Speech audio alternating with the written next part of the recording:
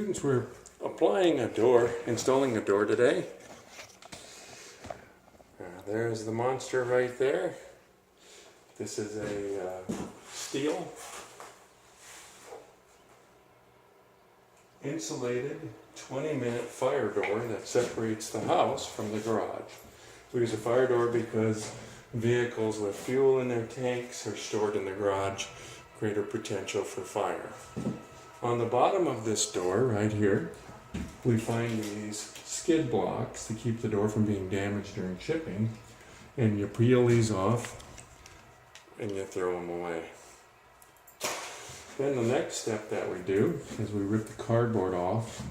As you'll notice, the bottom one was a little clumsy for me to take off, so I wound up taking a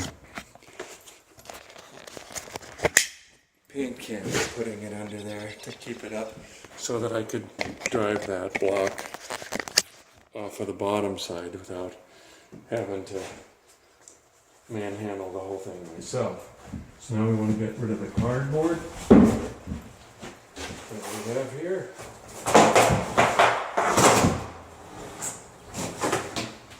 Without damaging the wall. Okay.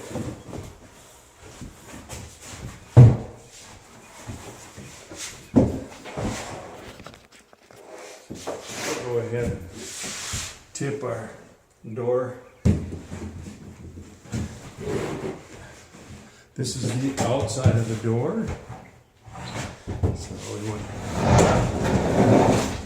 to get this set up outside. Again, being very careful on the wall so that we don't damage anything.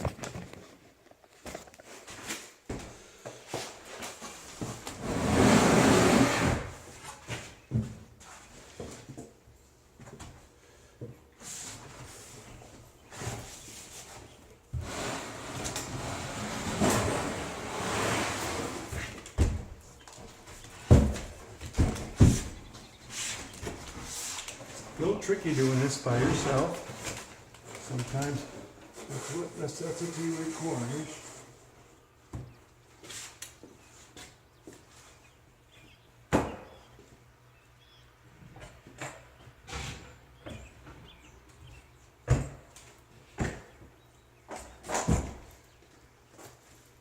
Never really alone if we have the Holy Spirit and our guardian angels with us, right?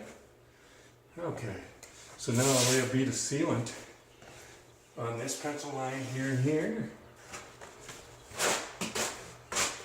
And then a bead of sealant around the opening. And we'll squeeze this door into place. I've got some staples that are poking out on the side of this.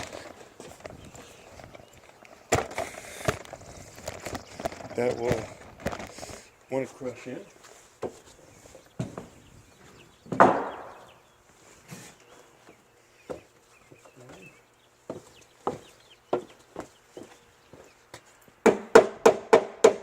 This stuff, these staples on the edge here,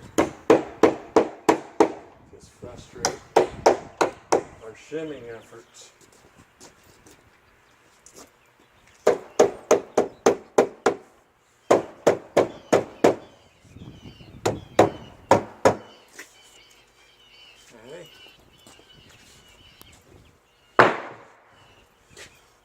And I'm going to take the caulk gun,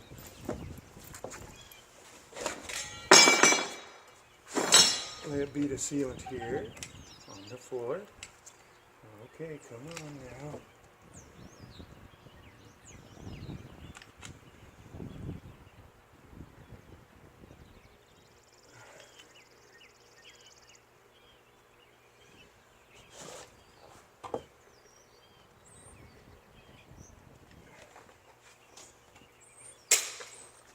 Try to open this up a little bit more.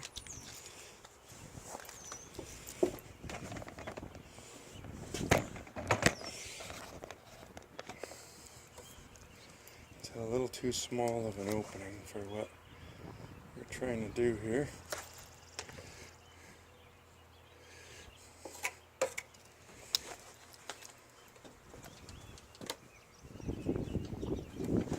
Chilly day out here today. There we go, that's better.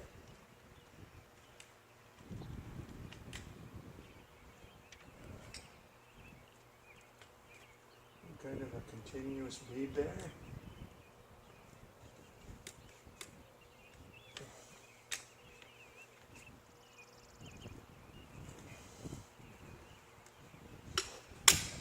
Okay. Now we need to. Ooh, not quite what I had planned. Put some sealant around the opening.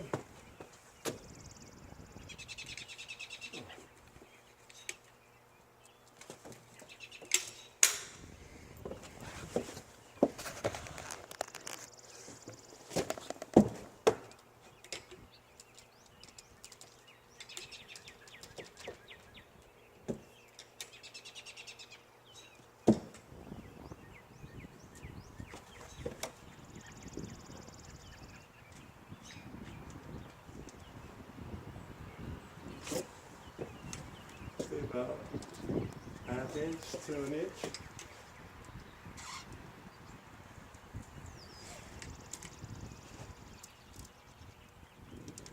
On that edge of the house wrap.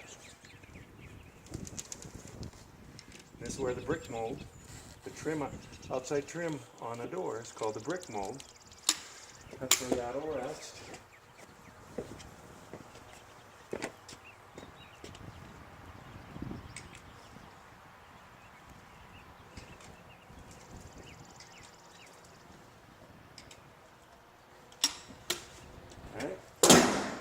Should take care of that for us.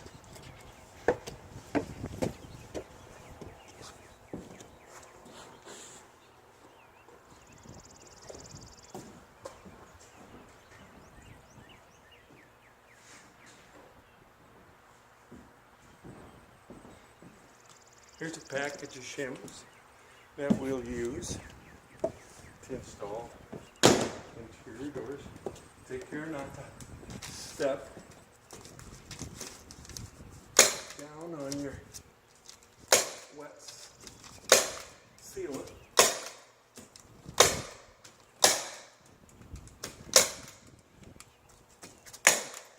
We'll be tucking insulation around the door once it's installed, and you don't want to have the house wrap interfere with your installation.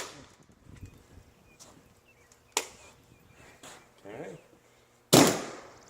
So we'll measure down to from the top hinge. The first screws that goes in the door is for the at the top hinge. Looks like 11 inches down. So we want to put a shim in here at 11 inches down. I just push in from here, and then I can pull out my shims here. 2.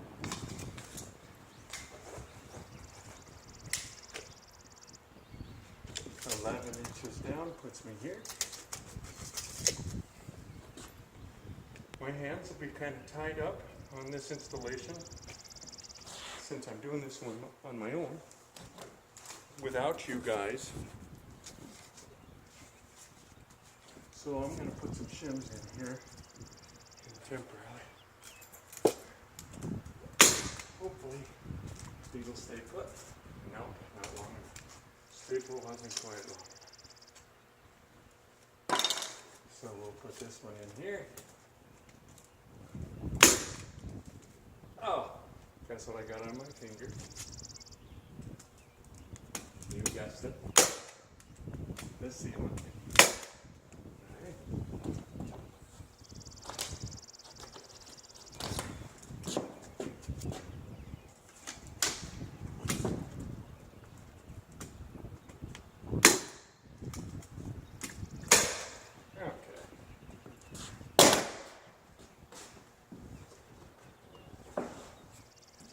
I grab my Phillips screwdriver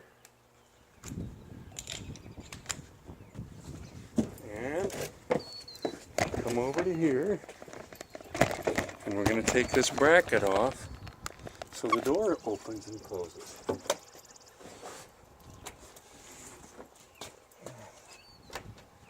Looks like it was over there, doesn't it?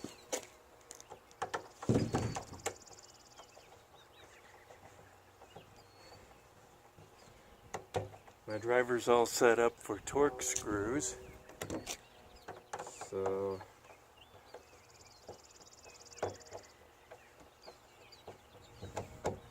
I'm hoofing it on this one.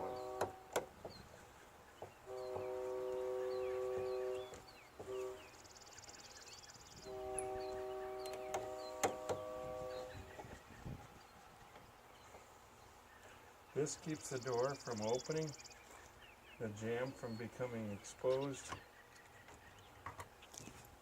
to damage in shipping. So now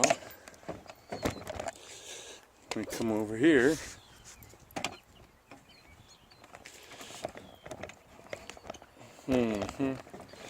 one-handed, and here we go. We unscrew these. This bracket is something that just is used to keep the door from being damaged during shipping.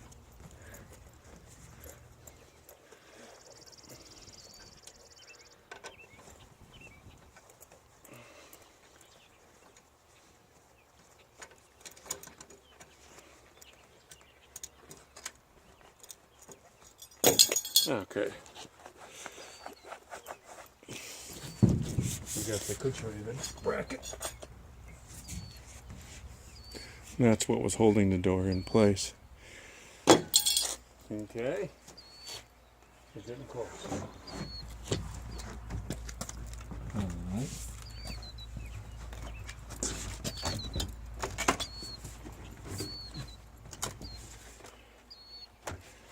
I'll lean the door against the wall. We'll take you inside the building.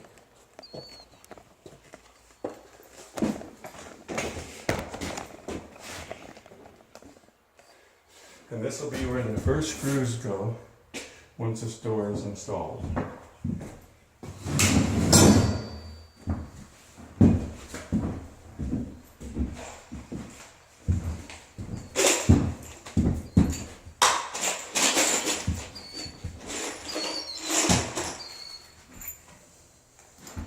These are the screws I'm using here. 3-inch long. 3.5, something like that. Torx head. Okay, and we'll put those right in where the hinge is at. Top hinge. So here we go.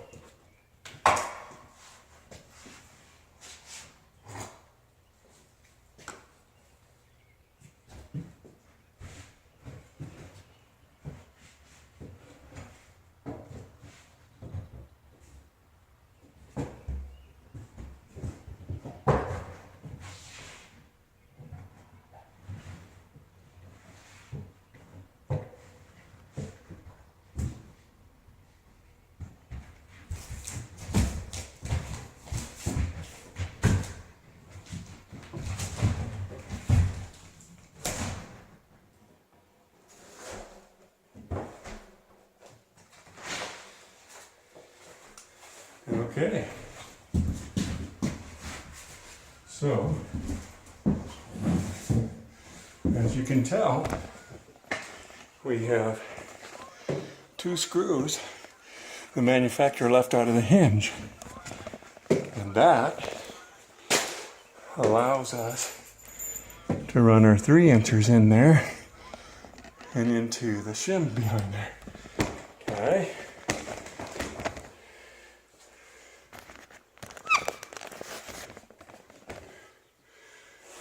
my goodness. So I start the screw, pushing it in.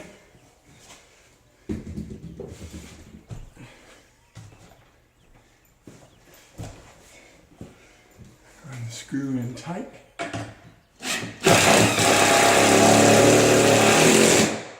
And that secures the door. So the wind can't knock it over for me. Now, we still can adjust the door for plumb.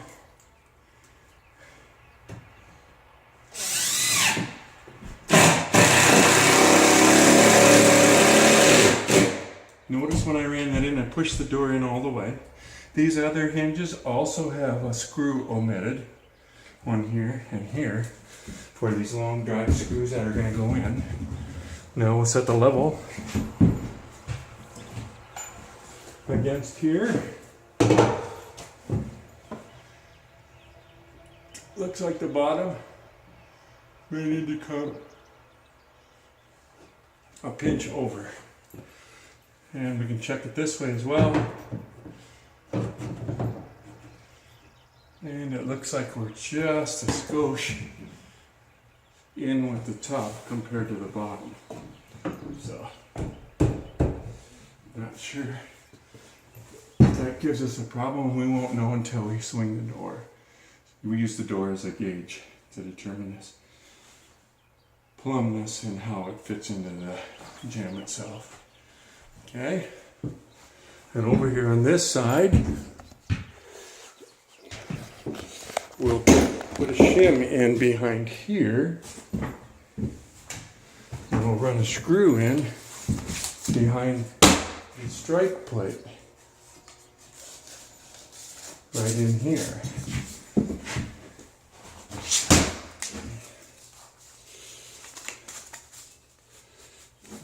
Hoping that's too much, that's too little, and this will be too little. Let's see how the door fits in here along the top edge and along the it looks like the gap over here is just right. We want to move this door over just a pinch. We've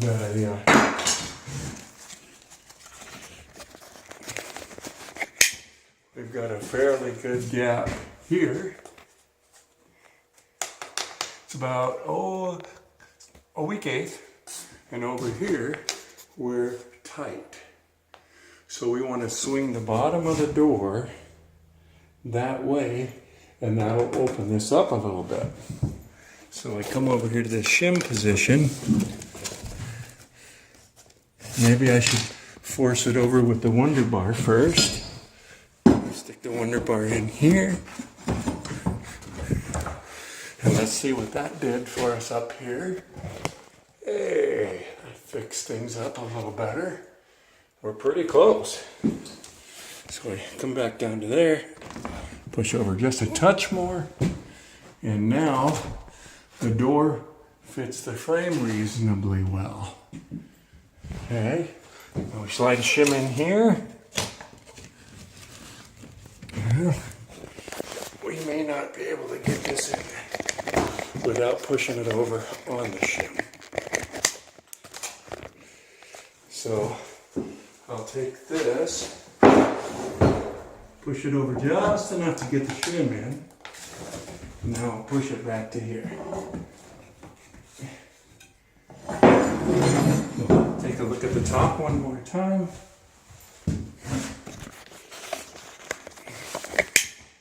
How does that look to you, student? Is it about the same gap as here? What's your thought?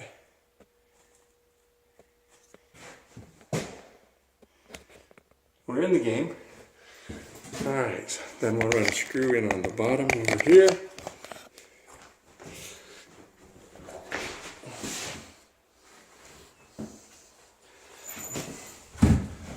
Remember, there's a hinge hole with a screw missing just for us. Right here. Okay, I want to give this a good push as we run this screw in.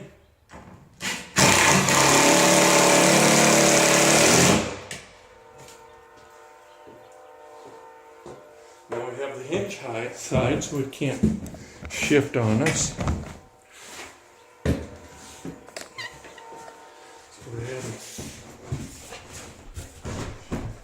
We've got a nice consistent gap across the top. On the bottom is the door sweep, and that's rubbing fairly hard, but that has an adjustable threshold on the bottom. Then we come back over to here.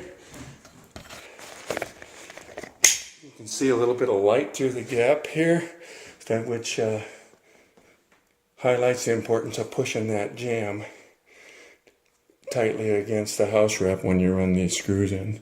So we'll put a screw in here. That'll be the third screw on this side. But now we're going to go with this screw, then that one, and then it doesn't make a lot of difference which sequence we go to. So there'll be 6 screws in it. 1, 2, 3, oh, we got 2 up there. 4, 5, 6, 7 screws. And we pull this weather strip out here so that we can run a screw behind the weather strip, and then it's hidden. And this door should be flush on the inside when it's pushed all the way in. It looks like we're just a fuzz less than the thickness of this wall, which makes it a little more difficult when we're casing it. It's kind of par for the situation we're dealing with. Okay.